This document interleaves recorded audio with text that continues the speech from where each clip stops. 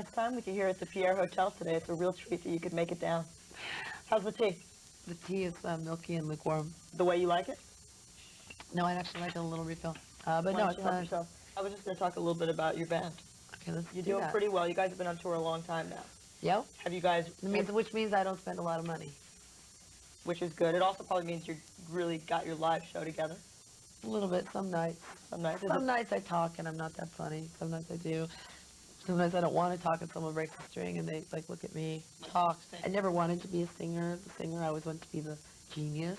Right. And I first wanted to be the best girl guitar player in the world, which I'm such a lazy, bastard that I never did that. Stayed in my room. That. Well, you have to stay in your room and do every Zepp record. Right. I basically went out to every bar and screwed guys or something. I forget what I did. I was drunk the whole time, but you know what I mean. I didn't stay in my room. Right. And you didn't Ingve out. I didn't Ingve out, and therefore I worked with I did go to the Rose City School of Recording Engineering once for 4 weeks, but I gave up. And I had my own radio station, my radio show on KBOO, the Autonomy Hour.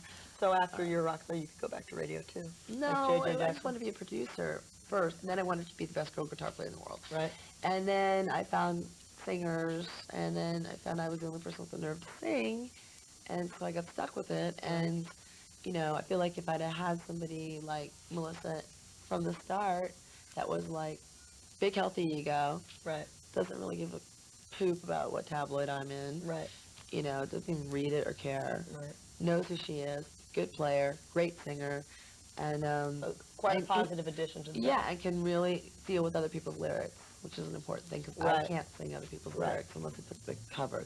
I just can't sing somebody else's that I know's personal lyrics, right.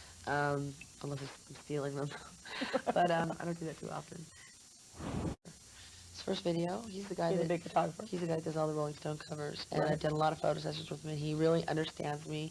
He's really wonderful. Some of his ideas are wacky, like, I'd like for you to be naked and wrap you in sea kelp. I just need people to know that the off syncing at the end, where I'm not lip syncing correctly, right, that's art. So you stray away from the metal and you slip back into art for a minute. No, it's not. It's not a metal. Metal and art isn't a real mix. It's like it goes from ballet to strippers. Basically, it's a cyclical thing, but it portrays stripping. Stripping's always been in video, like used as an enhancement. It portrays stripping as the very depressing thing that it is, and I know because I did it for many, many years. Never had a boob job. Okay, I didn't say you did. Right now. I just never wore anything below here. So people get mad because I discovered the Wonder Bra. I'm not mad. Coming up next, one from the Red Hot Chili Peppers, the Beastie Boys' DJ Hurricane steps to the mic, and more with Courtney Love when Super Rock continues. MTV's Next Oddity. My mind wanders across all the lonely, misguided people in this dark. Did you know that I went to John Casablanca modeling school for... No way. I wanted to learn to walk. Did you want to be a model or just look like one? No, it was the Barbizon school. No, I didn't go to bar. I had just gotten out of juvenile hall. Okay. And I couldn't acclimate myself to my society, and I'd go down to the mall and I'd just see all my old juvie friends, and I wanted to get away from them. But the drag queens taught me a hell of a lot more than the Casablanca school. Yeah. Little hands-on. More hands-on. On the job training. Definitely cranking. They taught me how to crank. Excellent. One of them gave me like a hairdo that was like... I think that you're getting the sort of the respect from, like as a songwriter. Yeah. You do. Well, yeah, I mean... By the media, what about by your peers? It rises. I mean, it drops, cream rises, period. You know, I mean, it's harder for us because, there's a lot of baggage, stuff stacked against, people don't want to like me, blah, blah, blah. And, when I used to be called a media whore in 1987, nothing could be as true. Right. I'm sure I wanted to be the cover of the Melody Maker. Right. But I really never thought that the editor of People would have a boner to throw me on the cover.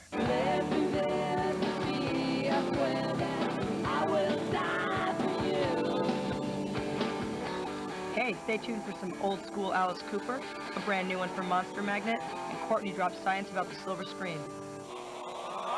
Comes to the ladies, he's a regular Don Juan de Marco.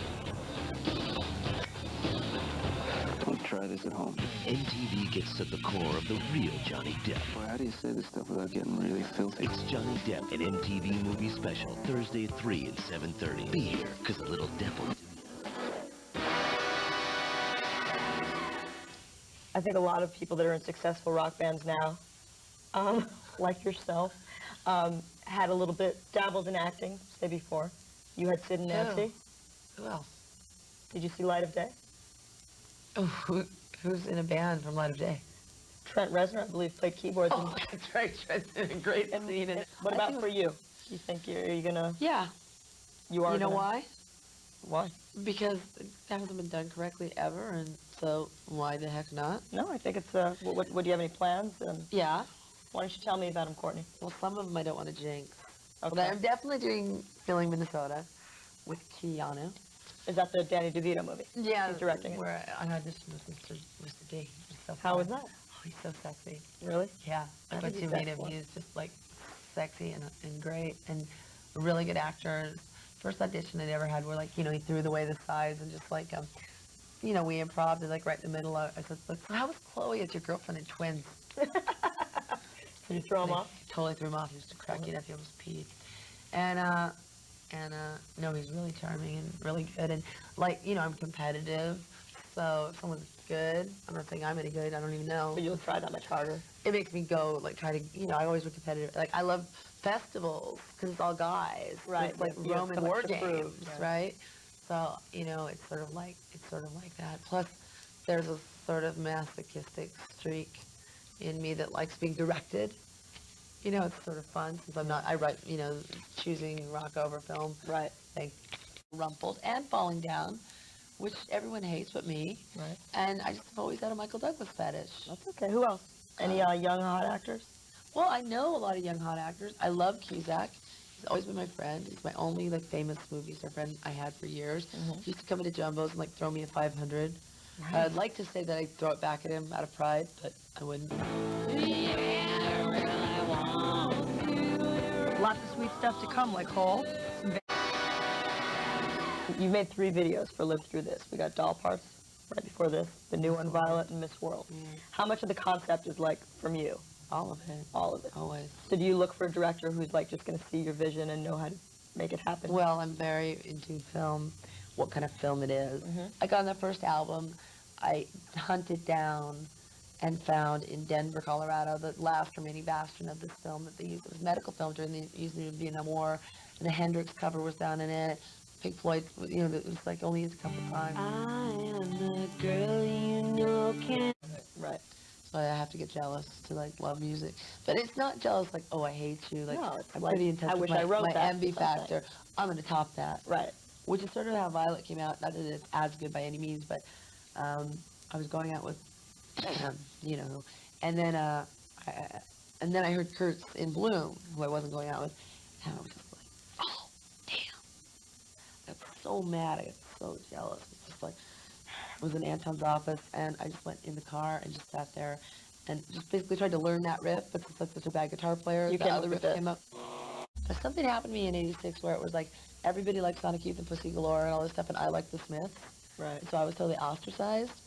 And it was rebelling against that or something, but my lyrics just got good from that point on. And I can still go back to '86 and call something and it's good. You can learn how to say no. Up next, Run DMC, new 9 Inch Nails, and the art of courtly love. Let's watch!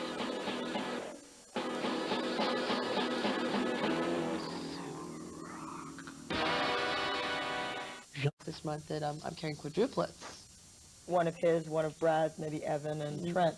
Yeah, he said Billy and Trent, and then he said, oh, Evan, maybe it's Quinn. Yeah. That was the quote. God bless her. So I thought that was really nice of him. I don't know. How do you get pregnant with 5? I don't know. I really, don't do that. Just to clear that up, why do you care? You'll be more bummed when people don't care. Don't you think? Won't. Well, in a way you would. Totally annoying. What, you think I really enjoy this? Well, there's got to be some fun to it. You don't get there's not. excited? There's this old book called The Art of Courtly Love. Okay? Of courtly love or Courtney love? Courtly love. Oh, I thought Courtney love. Gallantry. Okay. And it says that when a relationship, even a friendship, between people that obviously like a passionate friendship or a good friendship or medium friendship or neutral friendship or being lovers or whatever is public too soon destroys it.